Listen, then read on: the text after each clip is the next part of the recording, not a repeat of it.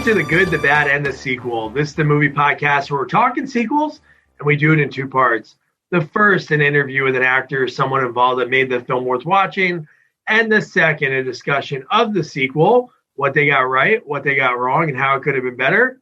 I really hope you enjoyed last week's interview with Orville Ketchum himself, actor Peter Spellis. And talking about a great guy.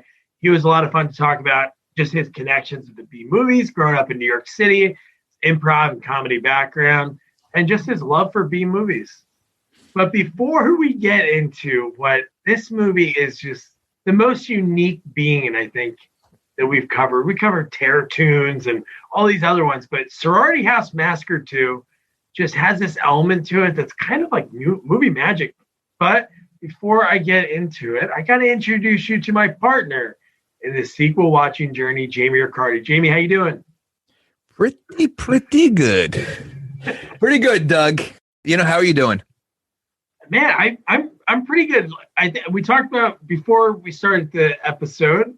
I was talking about I saw this. I swear I saw this younger, but I couldn't have seen it, the full thing, if it was on TV on Joe Bob Briggs' Drive-In, because obviously we'll get into, we see a lot of, the boobs in this movie. More than, I think if you took all the sequels that we covered for this, I don't think it comes close, really. No, definitely does not come close. I've never seen a movie like this either. And, and I keep saying that on each movie we see. But this is, what do they consider? Like the Splatterhouse, cleavage. I forget the box cover was like cleavage and cleavers or something like that. It was something like ridiculous. Like this is... it was such a weird movie, but it's a movie where they knew how just dumb it was and they had fun with it. That's my take on it. No, I totally agree. I actually like these kind of movies, and we have a few of them in a row coming up that I think sort of get it. And again, this movie, I laughed. There were some really funny lines throughout this movie.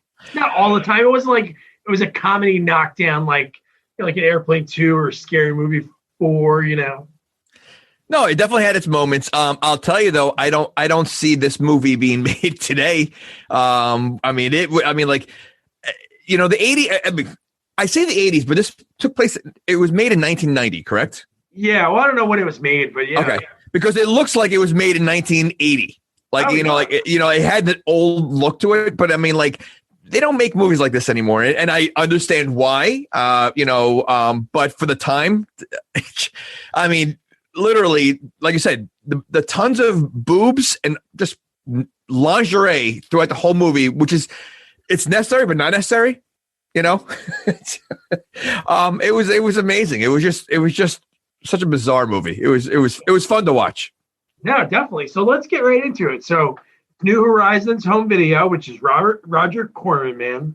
Unbelievable. But we get a quick title, nothing much before the title, but it makes sense because this movie has nothing to do with Sorority House Massacre, the first one.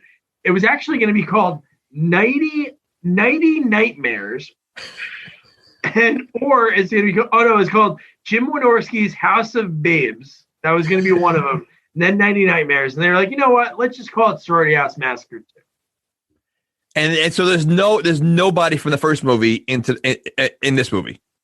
No, and some of the archive footage, the flashbacks that we'll get into later, are from Slumber House Massacre. It's funny. I had to look that up because I'm looking like, all right, so this must be like scenes from the first movie. And when I looked it up and I read the article, I was amazed that they're using clips from another movie. And the movie starts off with a flashback, right? The girl in the corner. Yes. Okay, but there's a flashback in the flashback. There is a flashback. Okay, I just wanted to make sure I was watching the same thing. Okay, it's like a flashback for us, but it's not for her. And it's funny when that was happening. I thought the same thing. Like she was obviously it's us flashing back, but it wasn't her, but just her saying, you got to remember. And how did she come to this school in this small town, like from Australia? What was her accent? I couldn't pick where she was from. I was thinking like Australia or New Zealand, Something Yeah, like that. I mean, I don't know. It was Irish, English. I mean, like, it was just a weird accent, but like it did not fit with the rest of the girls. And What do you, and what I do you have to mean? be honest. Oh, Now, that accent can't be called Linda? Is Linda not an Australian name? wait, these girls had names? Oh, I have them all down. Yeah. All they basically when Jim Wynorski, who we're actually going to be interviewing next week for Munchie Strikes Back, he wrote and directed this. And I'm telling you, all the names of this are probably the most popular names of 1990. It's like Linda, Jessica, Chrissy. I might have been distracted because I didn't know they had names. Well, I always remember Janey. I don't know why. You know what? I liked her too. That was okay. She was my favorite too. Didn't last long. Yeah, but she didn't last long. Well, I called her first, man. Okay, all right, that's fine. No, now I was going to say. So I went to college. I'm in a fraternity. I was friends with a lot of sororities, and I never seen a sorority like this. This was. I mean, like I don't know if sororities in the '80s were different, but I mean, we got to get into that. I have so many questions. I know we will definitely get into that. So then like we talked about, you got to remember, and then we get like that kind of like flashback dream sequence, and then we just cut away to this house, just like this house for sale. You see it like boarded up, and then 2 cars pull up, and like we mentioned, 5 just so hot. Do 5 hot people hang out like that? Do they not let any other women in? Did they like? Well, I always thought there was a rule that usually, like in a group of like 5 girls, there's always like one that's ugly. She has to be like the voice of reason. I think that was in the Constitution. I think Jefferson. That's what I thought, but not in this movie. So, yeah, and then it almost took me a second to realize that the girl saying "you got to remember." Because again, I read about the archive footage from Slumber House Massacre, so I was like, oh, maybe that's from it for some reason. But when I was like, oh, that's that girl. So, okay. I had no idea. I honestly, I even think I forgot about that scene already. By the time these girls came out of the car, I forgot how it started. So with this movie, do you know there's somebody in this movie, well, besides Peter Spellis, who has like a small role in Munchie, that was in another movie that we covered? You're not going to say Samurai Cop, are you? Yeah. that I knew. That's amazing, right? That's the only thing I know about this movie. And I don't remember why. I probably looked up the girls that were in the movie and seeing what else they were in, and I saw. So yeah. Yeah, because Melissa Moore was in the original Samurai Cop, and then she has that really weird. Remember when basically it's his kid in Samurai Cop 2? How old is she? Again, another movie that I've never seen anything like. So yeah, this guy Eddie, who's barely in the movie, that is like somehow dating again. Are all these women college age? I don't think so. But yeah, but wait, you talking about the guy that drove up with them? Yeah. Okay, that guy looked like he could be our father. First of all. Oh, I know. And I was thinking like maybe he just picked him up because like I wasn't sure if like they knew him, but that was a very uncomfortable kiss they did. It was like a long, like it was just a weird kiss. That was weird, and like obviously Melissa Moore's very hot. And so the best is sometimes like obviously people curse, but the way he delivered that line, I think he said, "You sure you don't want to help me with it? Are you sure you don't want me to help you with that shit?" Just like, wait, this guy's trying to be nice, trying to get her to hang out that night, and he's like, "Yeah, I can come and help you with that shit." I'm like, what? But see, that's what makes me think like he doesn't even know them. Like they were hitchhiking or something, because like they didn't act like they were like together. It was like a weird relationship there. No, it was awkward, and then later we find out obviously they're dating. But what's funny about it is, yeah, it looked that awkward. Again, they shot this movie in 7 days. They probably met a day before that. Like, all right, now you got to kiss in 5 minutes. So it definitely was a little awkward, but they were like, yeah, they're dating. I'm like, they're dating? Like, yeah. Oh, I wish we had something like you and Eddie have. You're so lucky. It's like, that guy lucky? That's lucky. Oh my God. So then we see the peeper. We see somebody peeping from across the street, breathing really heavy and just watching her. And you know what? He breathes heavy a lot in this movie. I'm concerned about him a little bit. I'm concerned for his health. And then we'll get to when we first meet him, it's unreal. But isn't this house like that's what's funny about this movie? This house is perfect for a horror movie. No electricity, the phone's out, but they have the essentials: peanut butter, marshmallows, beer. I know. I wrote that down. So yeah. So first of all, I can't imagine these 5 girls. None of them, except for one, knows what the house looks like, and they're gonna move in with just a sleeping bag. All they had was a sleeping bag and a bag. And I wrote this down. She goes, peanut butter, crackers, and popcorn. She goes, we have all the essentials we need, or something like that. And there's peanut butter, popcorn, and crackers. And don't forget that the electrician, the phone guy, the electrician, and I forget what the other one was. They're coming at 6 o'clock. The mover, 6 a.m. Yeah. All 3 of them are coming 6 a.m. I mean, like, I don't know. Like, I can barely get them come at like 9 to 10 o'clock in the morning. I don't think 6 a.m. anyone's working. Like, that was such a bizarre time to say. And it's usually like a 17-hour window, so you don't make any plans. They're like, we'll be there between 6 a.m. and, I don't know, Christmas. But I mean, I can understand maybe the movers if they're moving from like another state and that's the time they're arriving. But I'm assuming they're all in the same state, so it's like they're probably not moving that far. Yeah. But 6 a.m. for an electrician? No, that's true. So let's talk about that. So they obviously go to the school before, right? Because it's not like they would all like get together and be like, hey, we're gonna go there. Because the exposition in the beginning, she goes, hey, don't worry. Because they're like, can we afford this? I'm like, anybody can afford that place is total shithole. But she's 5 years. 5 years. So it's been abandoned for 5 years. No, yeah, that's what I mean. Yeah, well, we find out like why. Yeah. But the thing that's crazy about it, she's like, yeah, we can afford it. The money from the local chapter, the university, like all this stuff. And I'm just like, so don't they, where are they living before this? That they have to move in and sleep on the floor, like you said, in sleeping bags. And it's not even clean inside. And why is there only 5 girls? Like, I mean, sorority, usually you're getting, you would have a lot more girls. This is 5 girls. Like, are they starting their own, sorority? Or are they like the 5 important, isn't there like 5 important ones in like a frat? Well, I mean, there's leadership roles, but at the same time, though, I mean, if you're all going to live there, then they can afford a better house. Because if you're going to have 20 girls live in the house, you're all going to be paying. God, could you imagine if there are 20 girls in this movie?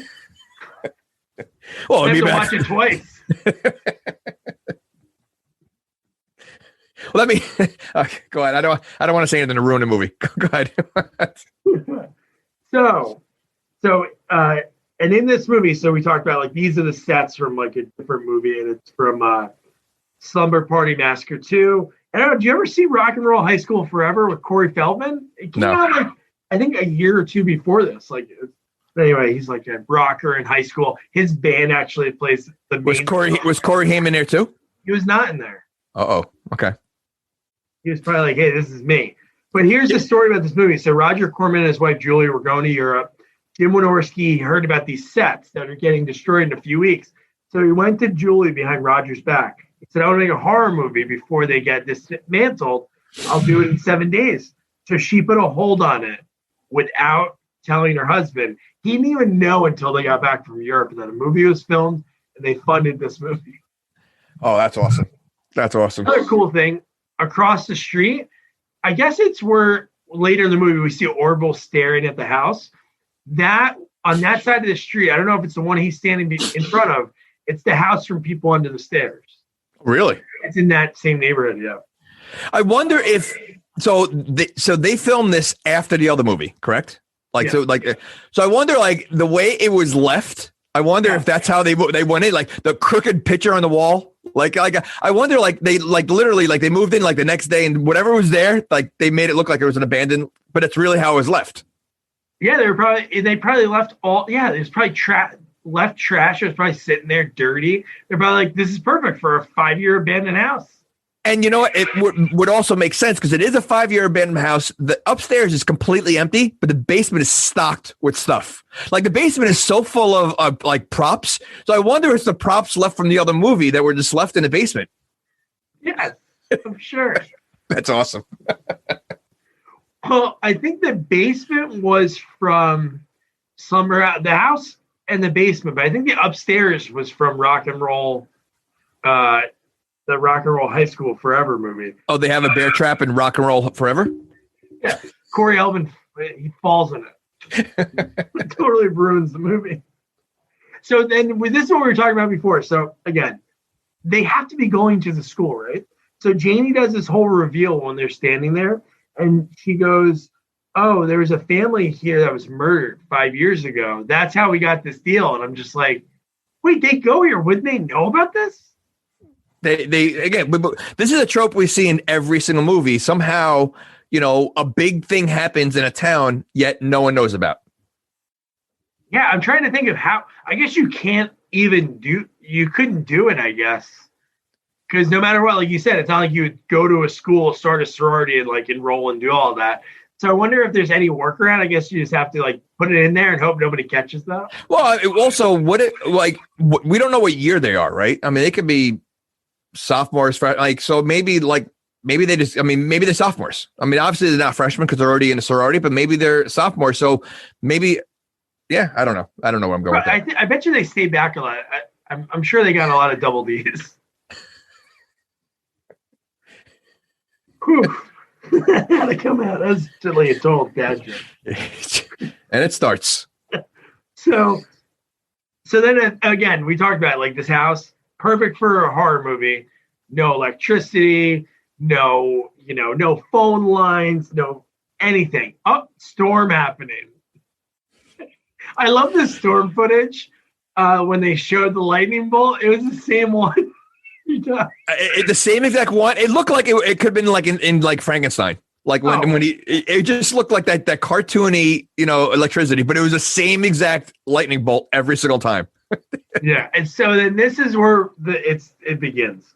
So Janey they go, hey Janey, do you think it's raining? And she's like, I don't know, let me check. And then she opens the window. It's Orville Ketchum, Peter Spells himself, just staring. There are multiple times where if this was real life, they should have left the house a long time ago. And somehow they just keep staying there, one thing after another. Like, I mean, again, if I entered a house that had a bunch of mice, I'm out of there. Just mice. Here they have a creepy guy that's staring, and that's only the start of their troubles. And they're still hanging out there. Like, I don't understand. And I would think you get 5 attractive women here that are going to college. They're obviously into themselves and glamour and all that. I don't think they're staying in a house like this until it's like fixed up. I bet if some guy was like, hey, you want to come back to my place and it looked like that, they would not sleep over. Not at all. So, there's that. That's an issue right there. No, 100%. But they all had sleeping bags. They did all have sleeping bags. So you said, like, if there was mice, you'd leave. How about even after Janey tells that thing, like, hey, and then because afterwards she even says, like, oh, whatever, guys, But then when Orville, this creepy neighbor staring through the window, then when he gives like, hey, I'm the one who found the bodies here. I came here. There was still blood everywhere. And then we get the flashback sequence, which you'll love this. The only reason they added it was to add runtime to the movie. I'm not kidding. That's awesome. But it makes sense because I don't know what else they could have done. So I mean that makes sense. Wasn't that creepy? Like that, I think that was actually from the first Slumber Party Massacre. I think it was the guy with the drill. Yeah. No, that was from one. Right. I guess that was from one of the. But that I mean that if that was like a real footage from the horror movie, that looked way creepier than this movie. That was a horror movie. Like that looked like a real. That guy playing dead under a sleeping bag and his wife picking it up, and he's like, stabs her jaw, and then he goes and kills her too. And then the whole time while we're watching it, it's like ESPN football, like getting highlights, because he's breaking down all the kills while they're happening. It's almost like Orville is in the room with the TV on, breaking it down with X's and O's, because he's like, then he killed the 2 daughters. And I'm like, oh my God. Was that what he was watching when he was watching TV? Well, he could barely watch anything. We'll get to that part. And that's the part where it was a flashback and a flashback. So in her flashback of telling the story of what happened, she's talking about a flashback, or he's talking about a flashback. So it's someone else's flashback in her flashback. How does that work? What is it, like Inception?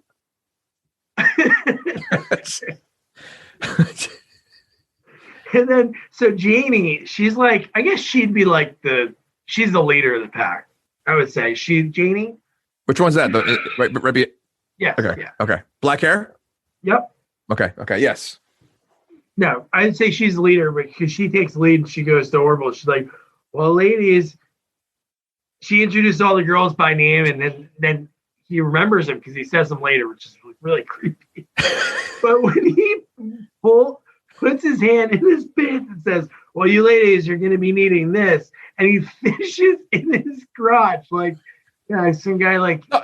what he said, you're going to need this. What did he say? What was the exact line? Ladies, you're going to be needing this. Yes, okay.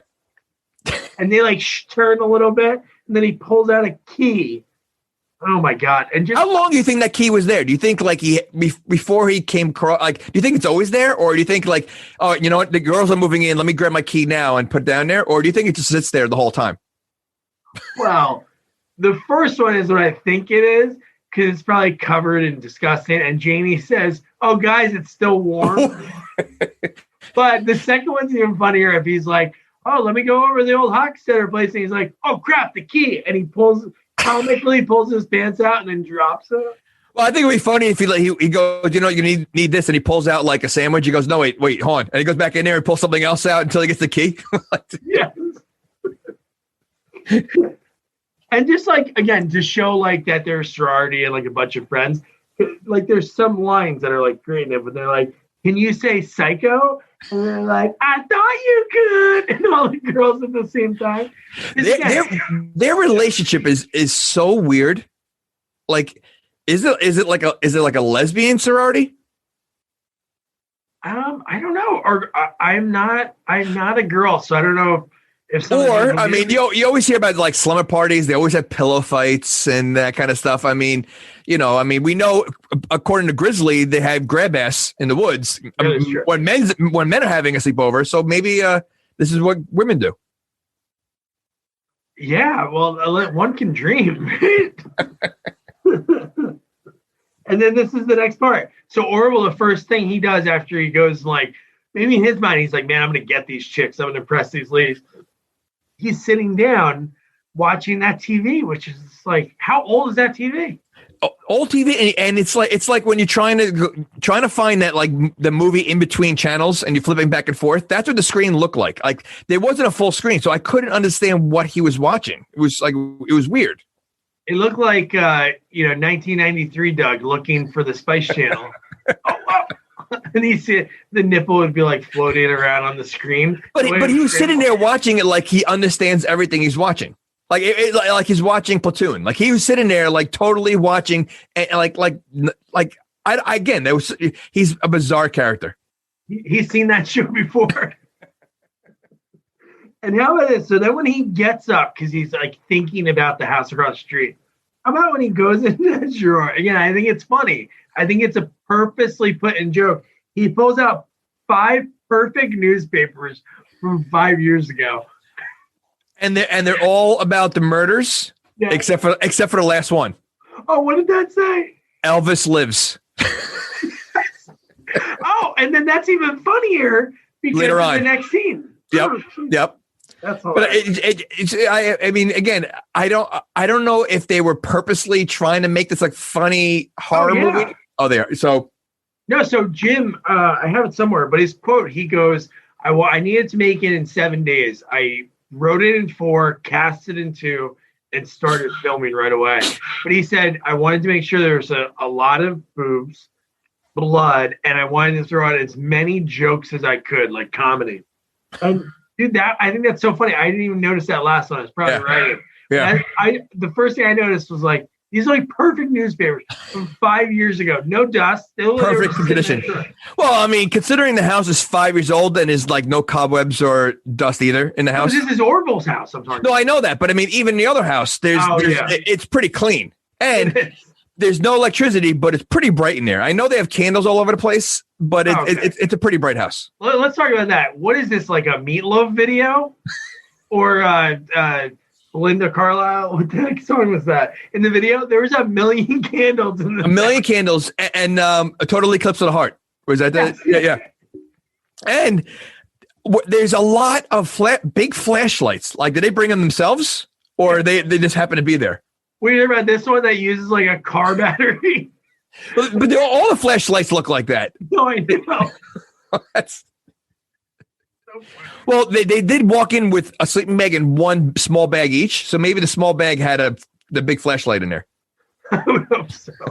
And there's stale beer and their tequila, crackers, popcorn, and So then, what they're doing, the next scene, they go into the basement, which I don't know why you do during a storm. But anyway, so they go into the basement with the crotch key. And, I love that they just start like. This is when they're like looking around, and like right away they find a Ouija board and a bloody doll. Oh my god! Again, you're out of the house. I mean, so this is like, clue number 2 that you shouldn't be there. Yeah, creepy neighbor. Yeah, bloody doll. Yeah, I'm gone. Yeah.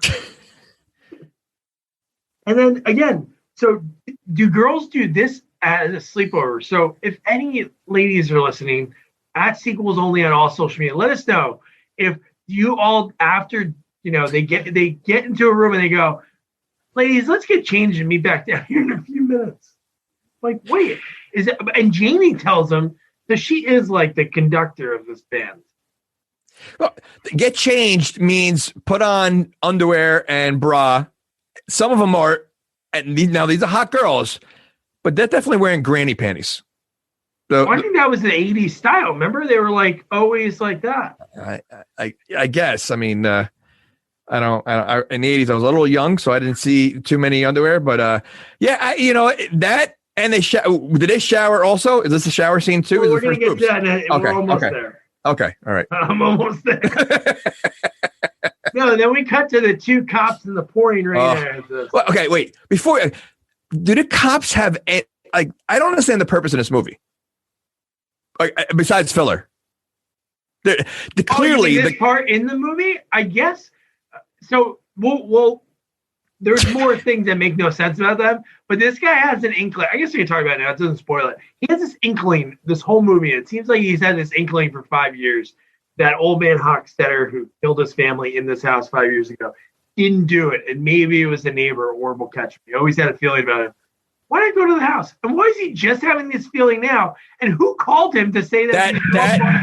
That's my question. So like, someone told him, unless it was the neighbor that called him, the creepy neighbor. Or I was thinking of this, and again, why would the same real estate person be in charge of selling the house? Do you think he went to the real estate agent 5 years ago? He's like, "Hey, this house is on the market. What it sells? Give me a ring."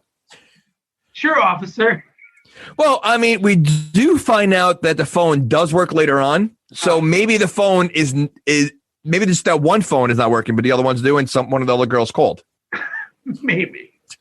It just made again, I feel like every time they went back to the cops, it was such filler. Like, because whoa. Well, the other time we see them, I laughed so hard. Oh, well, what? Who was there when you were laughing? Yeah.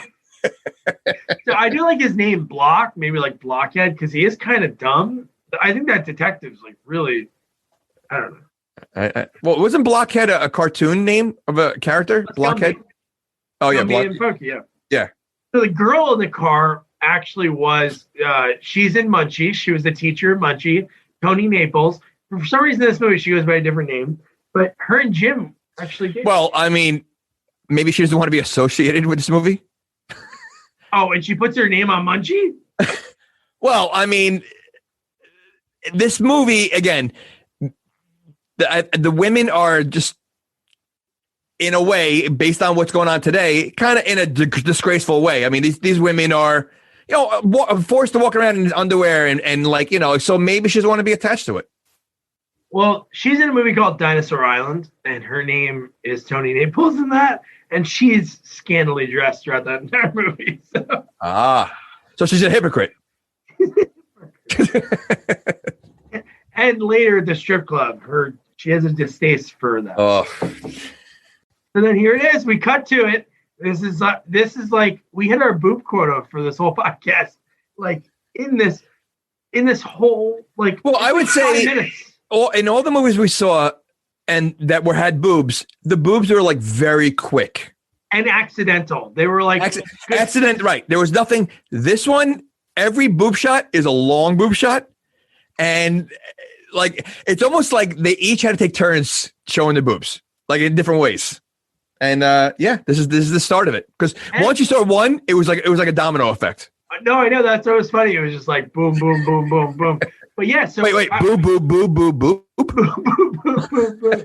No, I was trying to think of like, because Friday Night 2 was like kind of like an accidental, like that girl walked in the room. But I don't think do we do any movies that it was like purposeful? Like, I mean, might have. I mean, we talked about it a lot because, the 80s rule. So, I mean, it had to. I mean, I don't remember. Again, nothing that really stood out Friday that the long. 13th, both of them, they were like kind of like side, like a little quick, bit. Right. No, this was starting off with this lower leg, working their way up the whole body. I mean, and showering with no curtain at all. I was thinking maybe they just like the house. Again, if it's in that much of a disarray, no electricity, you can't have a shower curtain, right? Okay. Not only that, so if the house hasn't been used in 5 years and there's no electricity, no phone, why is the water running? Who's paying for that? So I mean, she did say it was cold, but there's no electricity. There's no electricity. Okay, but how's the water running? Well, the water could still run. Who's paying for the bill? I don't know, Hochstetter. Well, this is one part I understand that a mistake needed to be made in the writing to make sure this scene could happen. Well, without the scene, the rest of it doesn't happen. So she had to be the first one, and the boobs right afterwards were such a ridiculous way to show them. So we'll get into them, and I think I know what you're talking about. So we'll talk about that because it's actually flash forward, kind of mind blowing, like how little subtle the scene. It like plays out like the whole movie. And when I was watching today, I'm like, holy crap.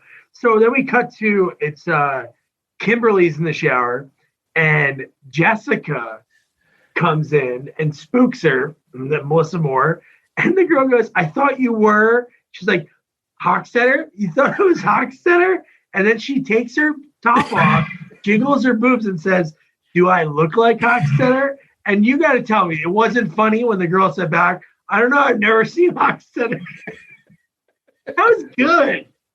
That is funny. I mean, but she's got a point. Maybe maybe he's got boobs. Well. That's what's crazy. That whole thing, it was just like, and then we cut, boom, Janey and Suzanne, boobs. And then they're just talking naked. And then this is what, again, how does this happen? So Janey is revealing earlier, hey, people got brutally murdered in this house 5 years ago. And then this where Suzanne goes, oh, I remember my dad used to talk about this. Holy shit. Why did you say that? Yeah. And the way Janey, her boobs, she was talking about, what was she talking about? Like painting the house or something.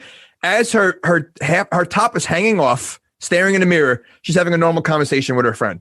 Like, there was no reason for it to be hanging down. It was just hanging down, so it's my turn to show my boobs. Well, it's a perfectly good reason for them to be. Two perfectly good reasons. I get it. I looked her up. I was hoping she was in another sequel so I could reach out to her. Well, I did reach out to the Australian girl or whatever. Oh, okay. So we'll see. I just think, honestly, in this movie, like, again, this is like the genre, the 80s, like sexploitation, like splatter horror movies. Like, that's what these movies are. But all these people, honestly, I'm not going to sit here and say, oh, they should have won Oscars. But they were like all good in their roles. You were like, hey, this is like a floozy sorority girl. Janey's like the tough one. and they all played like the perfect. Well, the girl at the end, to me, was definitely the best actress out of all of them. Yeah, I mean, she definitely acted a little bit more than the other ones. You know, I mean, and I didn't expect her to be the one to make it to the end. Like yeah, you know, like I was totally off. I figured, yeah, I don't know who. Go ahead. So then they all converge, and then Gail Harris, Linda, the last one to like show her boobs, she's just in the room where they're all gonna hang out. So she doesn't even get her own like boob room. She's just in where the fire's going. There's candles everywhere, and then they walk in just when she puts her top on, and then they're like, "Hey, you want to sit down?" They pull the Ouija board out, and they're like, "Oh, you guys want some stale beer?" And they're like, "Yeah." And then I mean, first of all, she's wearing a see-through nightie kind of thing with all her friends, and then the other one that took a shirt off. I don't remember the names at all, but she took a very small shirt off, only to put another small shirt back on. Yes. Yes. I think that was. I'm trying to think what her name was. I think that was Susie. So, do you think these girls, or just girls in general, is this where when they hang out and have sleepovers, they all just wear underwear and like small shirts? And well, I'm not going to believe anything else. I mean, you know, I'm hoping. I mean, I haven't gone to too many guy slumber parties, but I mean, I wonder, do they walk around in their like jock straps and like underwear and like same way? Banana hammock and guinea teeth. I don't know. But I love just like Jessica's line. They're like, "Do you want the hard stuff?" She's like, "Tequila, you bet." There's just like so many of these lines. Again, they shot this movie in 7 days, you know?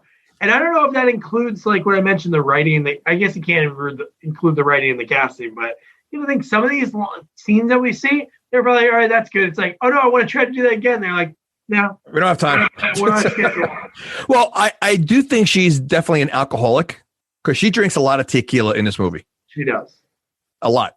And later on, we're not there yet, but when she drinks that tequila, it's like she's drinking iced tea. Yes. Well, oh yeah, and then when Janey is sharing it, it's like that's what I was talking about, the black hair one. Yeah. Janey does have. We'll get into that. So then they're playing a Ouija board, which, man, I hate those. Like, I really hate those things. Like, because I'm scared of them, and in movies, I get freaked out about them because it seems like people, no matter what happened with them in horror movies or any movie, it's just like they're like, oh, that can't be it. But when you're playing with it and the plastic eyepiece flies into flies into the fire and explodes, it's not right. That's usually in the movie, a Ouija board never works out in the positive way. You know, that's first of all. Of course. But if somebody ever did a Ouija board and they're like, all right, hey, everything's good. Everything's great. We're going to have a great... I did laugh at this part, though, when they were spelling Colin. And she goes, colon? Right? Is that... Yeah, colon, yuck. So she thought when they were calling the spirit, and she didn't spell, like they spelled it COLIN, and she's like, colon, yeah. But I love to put that joke in there. They talked to a spirit named Colin to find Hockstetter. Well, was Colin? I was wondering if Colin was in the first movie, maybe like that could have been a throwback, but probably not. No, there's no association with this movie at all. And then Janey brushes the whole thing off. She goes, "It was probably just like an electrical charge or something." That's not science. That doesn't happen. And then they have a tickle fight. Eyepiece fly into the fire. Again, clue number 3: you got to get out of the house. I'm out. Yeah, and then they have a little tickle fight right afterwards. They do have a tickle fight. And then they're right away, like, I don't know what time it is, but they're like, fuck it, let's go to bed. And then all the girls are like, oh, Jessica, we're so jealous of you and Eddie. And I'm like, that guy's a douchebag. Like, seriously, like, why? See that sorority? She's getting a boyfriend, right? And then the other girls are like the opposite. They're like, I just want to fill this room up with wall-to-wall men, and we can just pick and choose whichever one we want. I love hearing women talk like that. There's always that double standard. You have a guy hooks up with like 40 girls. it's like, yeah, man, you rock. If a girl looks up before you guys, it's like, ooh, that's gross. Well, this is the 80s. A little different then. 80s, it was okay. It was. It was encouraged. And then is this the same scene where she gives a massage? Oh, yeah. This is, yeah. So then we cut to Janey. I guess they're closer with each other. I guess Janey and... Well, until the truth comes out. Oh, my God, dude. The fact that they were giving them massage, that was just like... I guess they both have a rough day. They really didn't move much in because the movies are coming. But, you know, it was very stressful with the house. Well, I mean, this has got to be pretty late at night, right? Yeah, that's what I was thinking. It must be because they got there when it was light out, but they really didn't do much. How long is a nude shower take? Wait, how long does a nude shower take? You mean compared to like a clothed shower? Wait, you shower naked? Wait, you don't have a laundry? You don't have a washing machine? So you just you shower it with your clothes on and then you wash it and you're done? That is true, yeah. And then I stand outside for like 7 hours? I must be doing it wrong all this time. Maybe erotic showers, whatever. So how long does all that take? Because they were like at the same time they were showing their boobs, like not for us, but at the same time. Well, it was a trickle down. So like, you know, they didn't show the boobs all the same moment. It was definitely different times. So, you know what? I'm thinking like it's got to be at least midnight, right?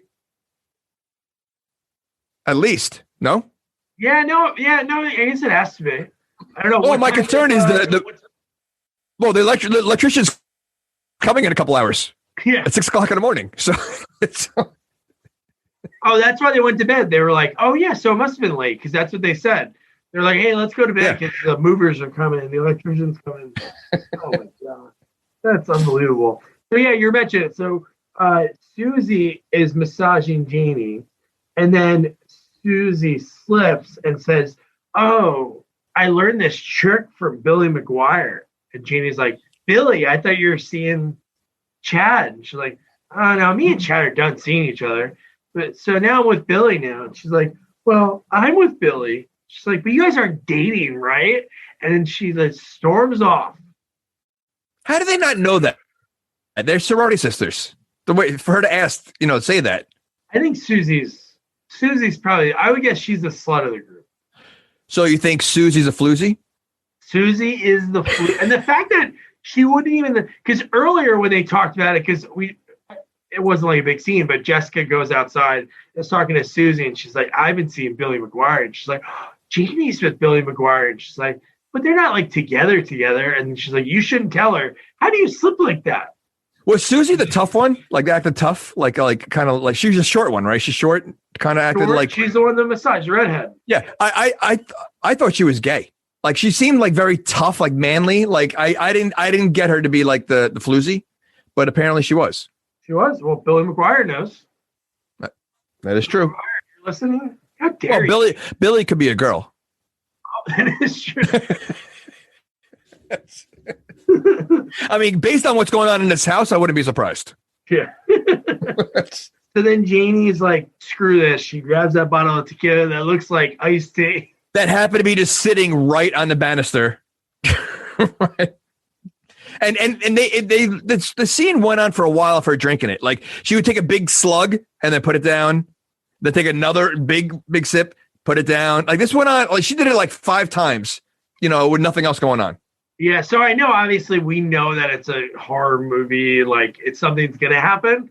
But dude, I love this first kill because it was pretty cool. I don't know. I really expected really corny, like ones that don't really not like it showed too much, but it was cool seeing that side angle of her and then getting ripped over the counter, and then the camera flipped and you see her flying over the back. And then at that point you're like, who's doing this? Well, I do like the blood splatters that keep happening. Like someone standing off screen just throwing the paint against the wall. No, I didn't. I was gonna take a picture of it. Maybe I'll add it into a clip if we. What, seeing someone in the background? No, in the bottom right of that scene, I have a mark. In the attic. No, I'm talking about that one when Janey gets killed in the kitchen, and you see the blood squirt. You can see in the bottom of the camera a little tube where everything's getting pumped from. Because you could see another one. I thought I saw something in the attic. In the attic one too. So it's probably in every. We go back and watch it again, you probably see it in every scene. I might watch it again. I don't know. Maybe. Yeesh.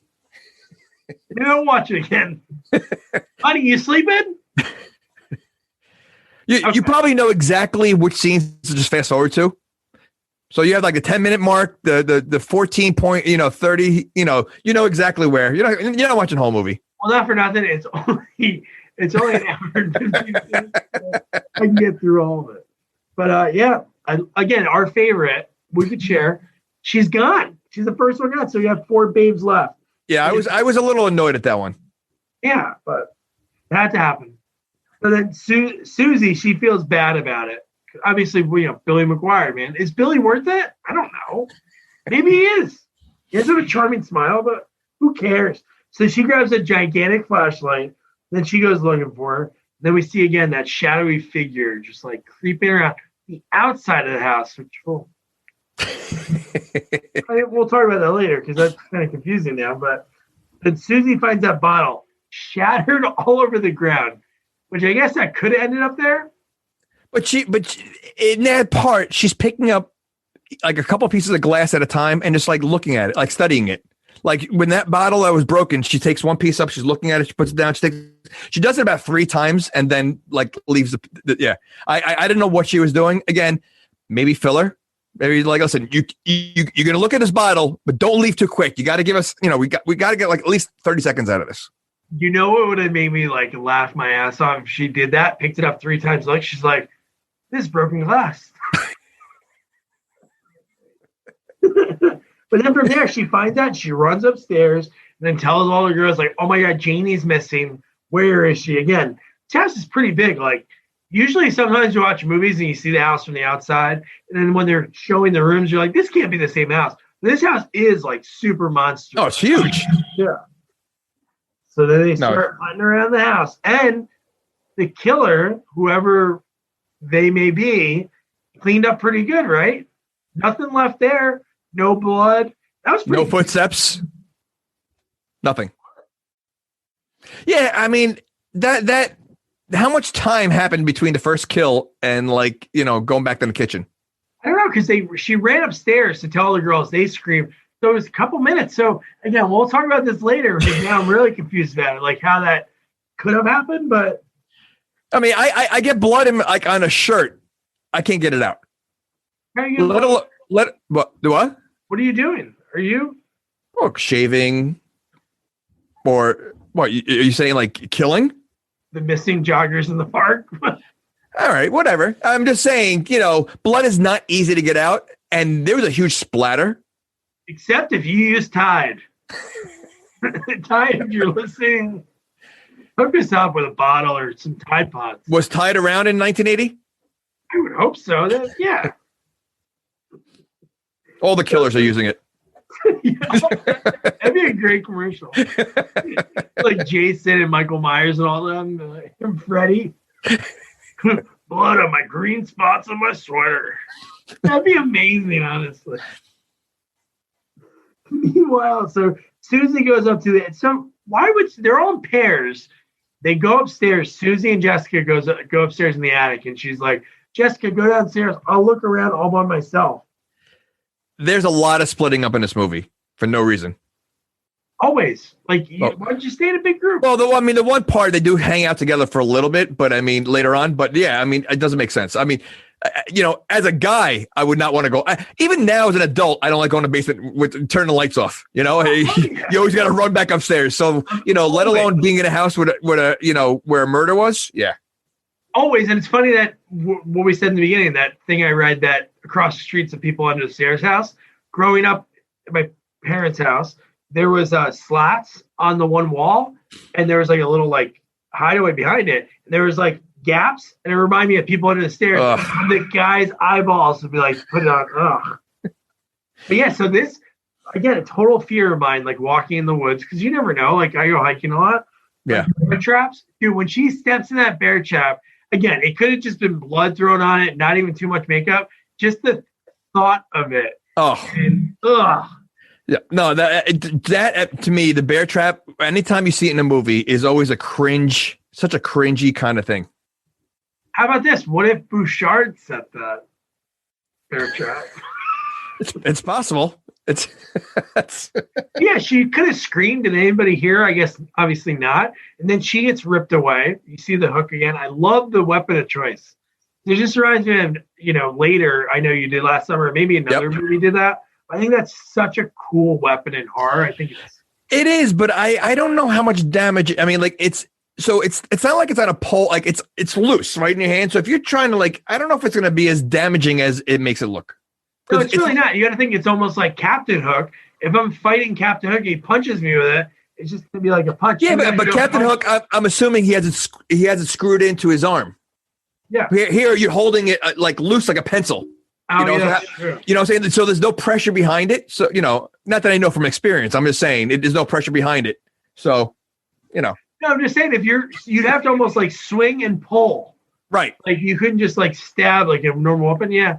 To me, it's not the smartest. And even that, even if you swing and pull, I don't know how real, how strong you're going to be. If it's not screwed onto something, it's going to be flimsy in your hand. I don't know. It's a bad choice. Maybe we'll just like pull like a thread on your shirt and you'll be like, ow, come on. But yeah, so then she gets hooked. She's gone. So here's my favorite part of the movie. I'm so excited we get started about it. So when they go to the strip club, so who did that? So the stripper that was on stage when we first saw it, who did that look like to you? First look. Do you have anybody in mind? All right. No. Paula Abdul. She looked just like Paula Abdul, and I was like, dude, go back and watch it. I'm not even kidding. She looked just like her. Wait, the one that survived the first movie? Yeah. Supposedly? Yeah. Paula Abdul? Paula Abdul, yeah. I don't know about that. Well, check it out. So she has all the tassels, shaking it up. And how about the Saudi men? Oh, by the way, she is a good dancer. Oh, she was great. So, yeah. I'm talking about Paula Abdul. Yeah. Oh, not the girl? So then you had those Saudi men that were clearly white guys. It looks so ridiculous, and really pointless. But it's almost like they all right, we got to have a bunch of different people in this scene. What costumes do they have left over from Slumber Party? Whatever. And that's what they just put something together because it looked like Borat, the guy that does dresses up. He looked like those guys. So ridiculous. It was Saudi men and bikers. And biker gang. Yep. The Saudi men say, "Take it off, baby." So the cops show up. It's blocking. Well, there's also an old mafia guy there too. Oh yes, there is. Yeah, I love it. Like you said, just whatever costumes were sitting in. Because you think about it, they had the three of those together makes no sense. You had the sheiks, the mafia guy, and the bikers. There's no common ground for any of them. It's almost like a Leslie Nielsen movie, like an airplane. You would see that's who you would see in an airplane. If Airplane had a stripper scene, you're going to see those people in there. Or in another sense, this is like what the fabric of America is. All men of different walks of life will come together for magic boobs on tassels. And how about when she shows her boobs and one of the bikers flies off his chair? He just flies back there's magic or a force when she opens up her boobs. Or maybe that was the first time he was at a strip bar. Maybe he didn't know what to expect. That was his initiation into the biking game. You're gonna see some boobs, man. Boobs? I've never seen boobs. What happens when you see boobs? Don't worry, man. You'll be cool. Whoa! He just flies back. It's hilarious. I was dying. And then the best line of the whole movie, comedy-wise, is the DJ, which I had to put behind me if you're watching this on video. The house DJ says, "Now, gentlemen, take your hands out of your pockets and do something constructive. Let's have another round of applause for Candy. Ooh, ain't she sweet?" And then honestly, when they walked in, they said, "We have to talk to a survivor of the Hochstetter to see maybe if she knew something about Orville, the neighbor." So I didn't think it was going to be her. I thought it was just hey, they walk in, that girl's on stage. Yep. Whoever, because the other girl, they had even better lines for. Because the guy goes, he goes, some of her credits are Gentleman's Companion Magazine, and the movie Strip to Kill Part 7. And more boobs. I thought our boobs are done. Back to back. No, it's funny. I wrote that down too. The stripper and the strip bar, Strip to Kill Part 7. Yeah, and her name was Satana McDixon. Yep. So then Candy started talking to the cops, and I do love Shawley, the cop, the female cop. It's like disgusted. She even says about the DJ. She goes, "Do you think I can arrest him?" And he's like, "What for?" Being a total creep. Yeah, she's angry throughout the whole movie. This line of questioning though made me laugh because he asks her multiple times about the neighbor, and like at least 3 or 4 times. And then the last time she goes, "Now that you mentioned it," and then she no, just say what he, like you said, he asked the same thing 3 times. But it's kind of like the Austin Powers, maybe like the 3 times. But he says, "Now think hard." And then she just goes, "Now you mention it, we did see Ketchum lurking around, but he always did that." So really, what she remembered is what she already told him, because she said that at the end. I was like, "Oh, is she gonna like reveal something?" Yeah, it's like nothing at all. So that was it. And then this is what I talked about earlier. Block says he's so worried. Then why the frig just go to the house yesterday? Why are you this whole we don't know why he was called or how he was called. And then wouldn't if they called about an issue at the house, wouldn't that be the first stop you go to? And even better, when somebody buys a friggin' house, it doesn't happen in an afternoon. Right. So wouldn't there be paperwork and stuff? Wouldn't the guy have called him like a week ago? "Hey, these really hot girls that probably want to shower nude together, they're gonna think about buying this house." And then he has 7 days to look into it, not wait until they move in. That makes, oh man, I found a hole. So then we go back to the house. We have 3 girls left. And again, somebody peeping back into the windows the whole time. And then they think they have to go. Why go downstairs? Well, this scene cracked me up when they were walking up the stairs, and you see the camera view of all 3 from the bottom, looking at all 3 of them from legs and ass up. It was like, again, so unnecessary, but so necessary. But it was just so funny. The view of that, it was just like it got ridiculous, so obvious. So one thing about this movie, like we talked about, like the lines and like they knew what they were making when they were making this. But you know, who's really good? The guy Chuck Serino. He does the music for all of Jim Wynorski's movies. The music, really, you felt like you were watching like, an 80s horror movie, you know? The music reminded me of like the CDs, the Halloween CDs that have all like the Halloween music and like sound effects. Like that's the music sounded like that. It was like, it was, I actually wrote that down at the beginning of the movie, like just from the beginning of the credits. It was just like funny, corny, but Halloween spooky music. It was just like, it was very fitting. Yeah, no, everything fit with the scenes. It was great. And so how about Linda again? She's like so scared to be in that basement anyway. She looks at the girls. They barely even look around in the basement. She goes, "Satisfied? Let's go." And then she looks up because she's getting dripping water on her. And then the killer, strung him up on the basement ceiling just for them to bleed. That's pretty impressive for the killer to be able to do that. Because I'm assuming a dead body is heavy. You always see people dragging them to be able to lift them. So earlier you talked about blood on your shirt, and now you're saying dead bodies are heavy? I'm just saying, from not experience, just from what I've heard. Somebody who likes cold cases learn a lot about you right now. Oh, there was no ladder in that. There could have been a ladder. Oh, the basement was so packed with stuff, like it was ridiculous. It really, it would be great if you saw like a camera, like a movie camera in the basement, like some like the actual props behind the scenes. Yeah.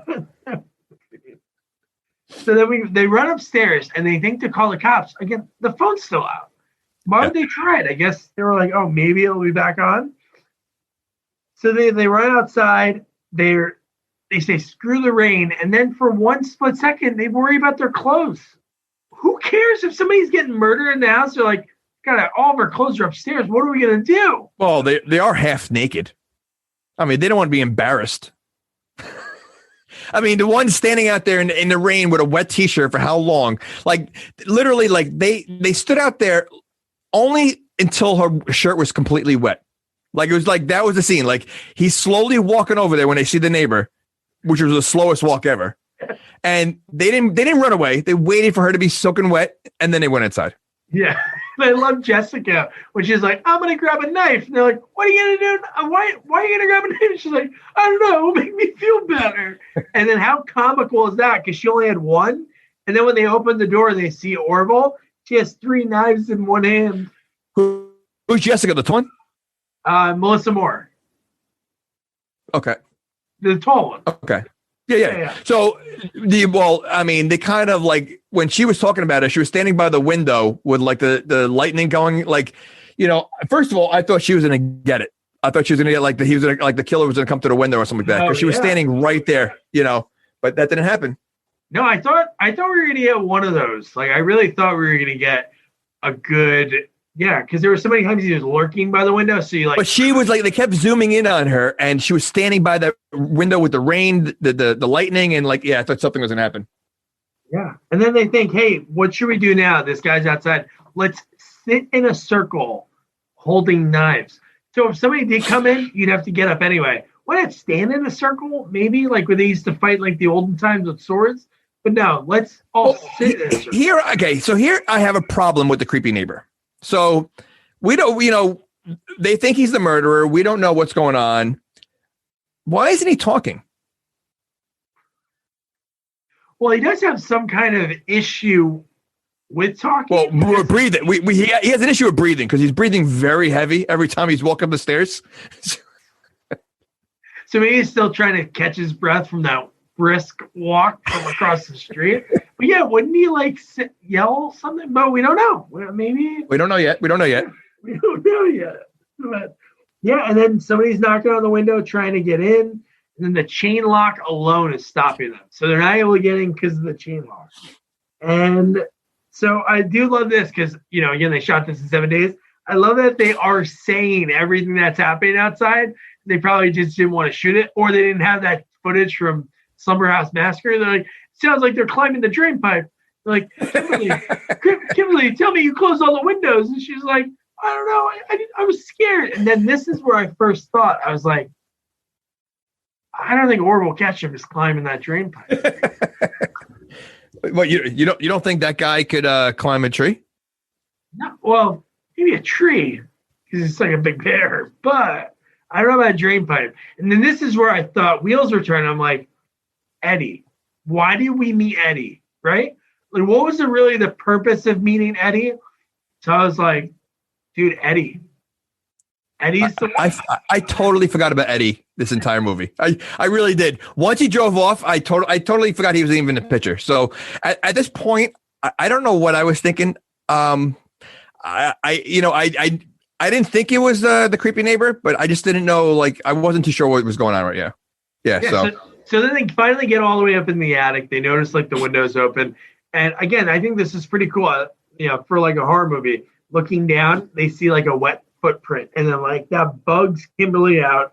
She runs right down the stairs. Why would that be their first thing? Why would you run away? Wait, so this made me think. So there's a wet footprint, which means the killer's wearing shoes. Yeah. Okay. Yeah, we'll get into it. No, there's like a few of them that we'll go back to in a little bit. All right. Anyway, she runs down the stairs, and Jessica follows behind her. And Orville, he's waiting there right at the thing. He's in the house, and he's like, and not saying anything. I know, not at all. I mean, he could have saved a lot of trouble if he just said. I know, and So then, dude, and then there's candles lit all over the bathroom, and Kimberly's just sitting there, and then we get a person that's punching through the door wearing a black cloak. It's like a black cloak. It almost looks like in I Know What You Did Last Summer, like that fisherman, Gordon the fisherman, black cloak, punching through the flannel and killing Kimberly. So this is where I'm like, all right, this can't be what we're thinking, Like what's happening right now? Right. And now, so there's only 2 left now, right? 2 are left, yeah. Okay. And Orville. Yeah. So Orville, and it's again, you know what? Honestly, I haven't even thought about who the killer was. The movie was just so like in my face. I was like, I wasn't even paying attention. Like, I wasn't even thinking, like, in most like murder mysteries, whatever. I'm like, all right, it's got to be this guy. I honestly was not even thinking like who the killer was. I was just like watching the movie. Are you saying, so you were really just putting yourself in the killer's shoes? Again, I'm just saying, if I was, like OJ wrote the book, if I did do it. So if that,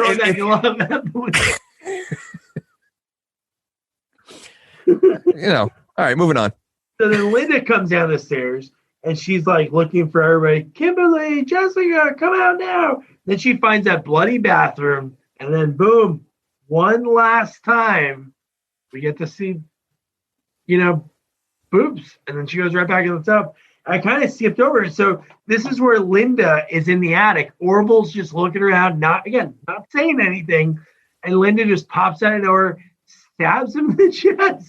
This is where I again, to me, she just turned, like, she became a badass. And like, the way this whole like end scene or getting closer, like she was awesome. Like she really, like, to me, again, the acting wasn't great in this movie, but I think she did a very good job of what she was doing. Like, she turned it around. So I thought it was pretty cool. Yeah. And you get that. And it was like, again, we're thinking this whole time, which I'm not going to reveal yet, but like, it was like, holy shit, this guy who's the creepy guy that's staring at them, maybe peeping in the windows. She stabs him in the chest. He like goes back against the thing. And why, he fought back. And then he gets like, and then he just like passed out on the ground, knife in his chest. And then you expected it because killers never die the first time. Well, this guy, his eyes open up. And then within seconds, she grabs a chain that's just sitting there and does the Jabba the Hutt Princess Leia choke. When I first saw this, I've been like, this is Jabba the Hutt. I mean, like, I'm not saying he's big. I'm just saying the way she does it, she looks like she's pulling the way Princess Leia did it. It's like 100%. Oh, totally. Yeah, there it is. Yes. So that happens. And then after Linda goes to the bathroom to discover Kimberly's dead body in the tub, Orville flies into the bathroom, and then she kills him again. He has the chain around his neck. He has a death swirly. I was going to say, got the swirly. Wow. He died 3 times, sort of. Well, more than that. Well, no, I know. I know. So then Linda goes downstairs. She finds the Ouija board propped up. The phone rings. The phone's ringing. So how does the phone work like that? This is his wife. Put Clive on the phone. Whoa. So it's Hochstetter's wife, dead wife, calling from the Ouija board?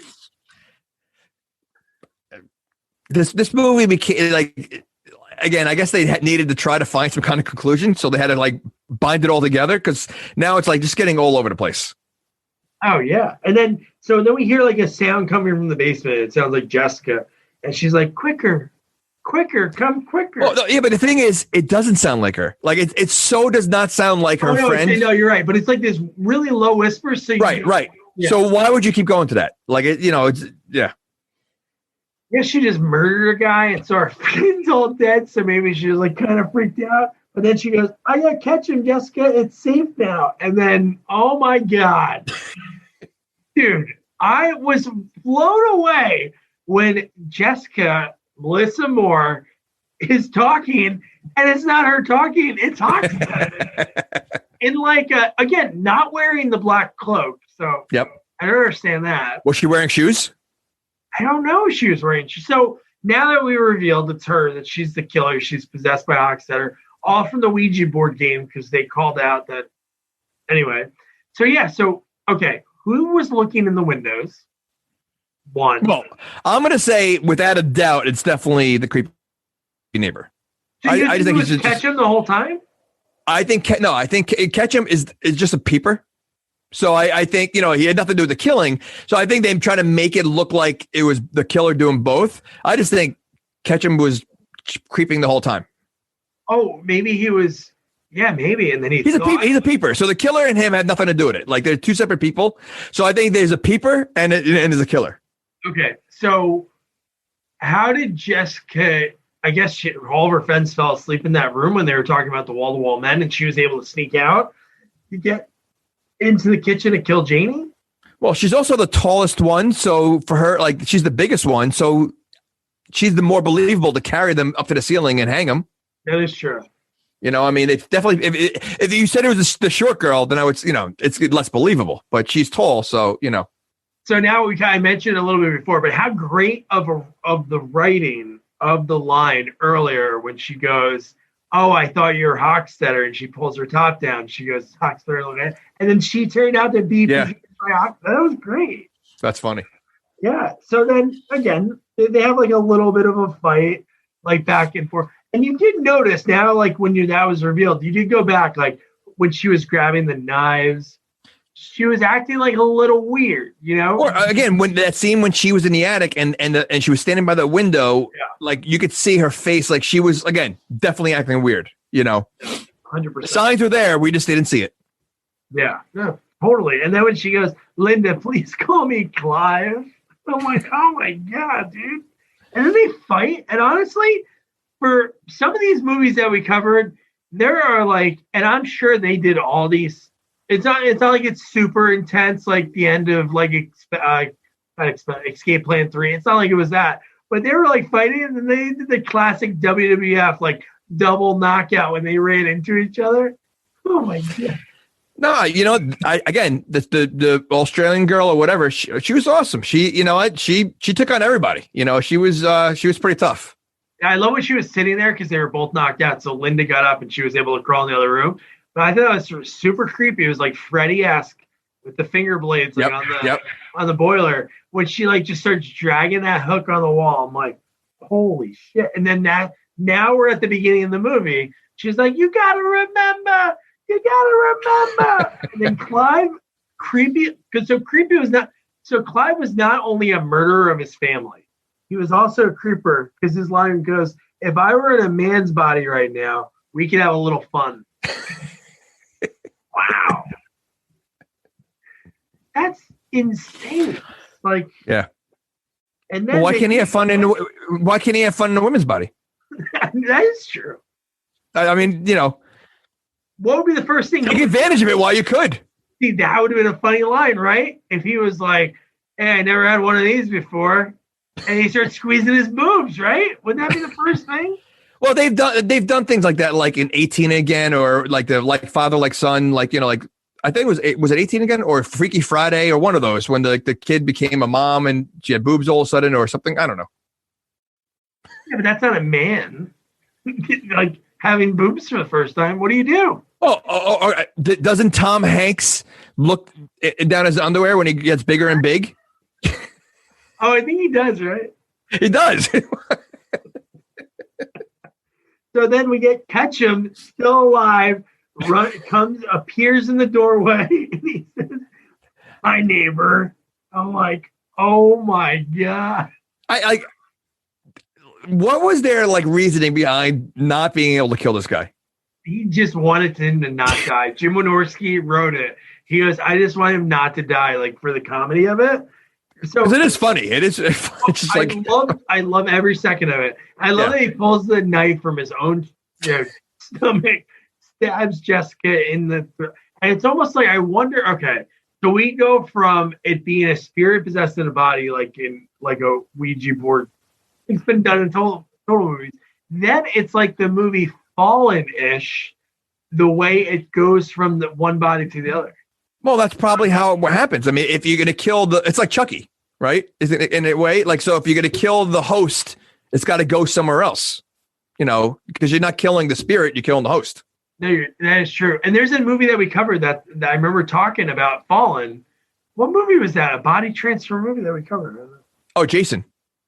Oh, yeah. Jason Goes to Hell. Yeah.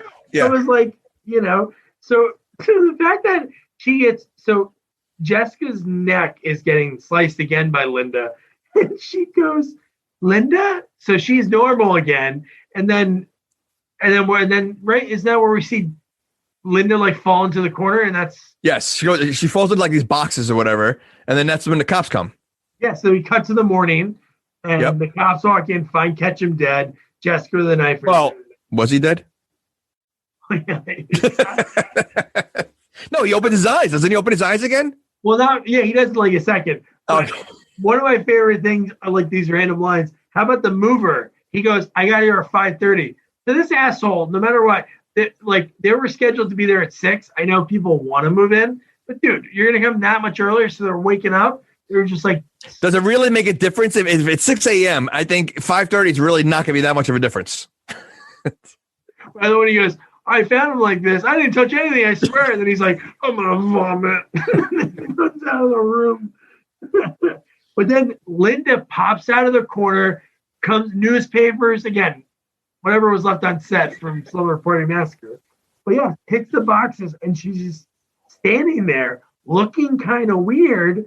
And then, boom, Ketchum pops up and grabs the cop. This cop sucks. And he's able to let this freaking guy that's half dead probably grab the gun and shoot her up. I have to be honest, the way she looked at the end of the movie, she looked a little grotesque. Like she didn't look, she looked a little different. She didn't look the same. She looked possessed, obviously, but they made her look ugly. Like I was a little, she looked good the whole movie, but what a way to go.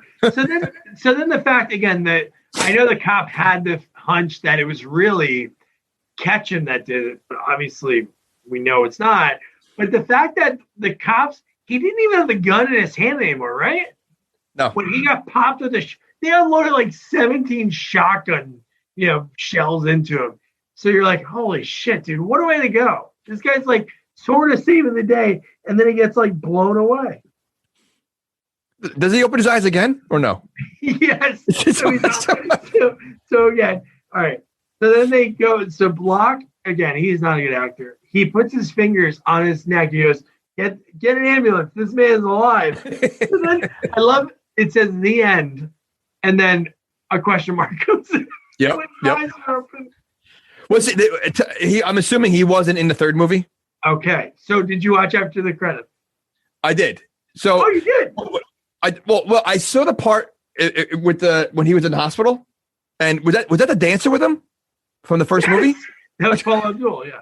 Okay. Yeah. So I didn't understand. Like, I mean, I don't know what they were doing. Like, why were they together? Like, I didn't understand that. It made no sense whatsoever. How did he get a girl? Maybe because she felt guilty for accusing him of doing the murders. Maybe. All right, you're getting too deep in this movie. But how'd you like in the credits when it said all the people's names and it said Orville Ketchum as himself? It's so stupid. I want that shirt. But they made a third one, right? Something like that. So okay. The third one, I don't know. It's supposed to be almost the same script, but in a high-rise building. It's called Hard to Die. So it's like Die Hard. Most of the same girls, I think 3 out of the 5 girls came back. Definitely really? Linda, definitely Jessica. Playing different roles, though, or? Probably whatever popular name was. I think they filmed it like in a few months after this. So it's just in a high-rise. Just lots of guns and stuff they find. Yeah. People like that one. Awesome. Was Ketchum in it or no? Yeah, he's the best. Oh, that's all. Oh. Or is he? I don't know. But that's awesome. Again, after credit scenes were obviously they're so popular now. They were like so rare back in the day.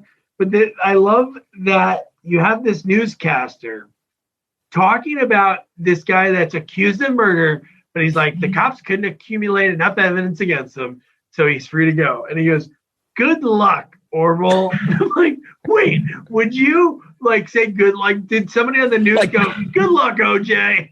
Like talk personally to them. Like it just so dumb. Oh my God. So that was Sorority House Massacre II. So I had so much fun to talk about this movie. What would you tell somebody to check it out?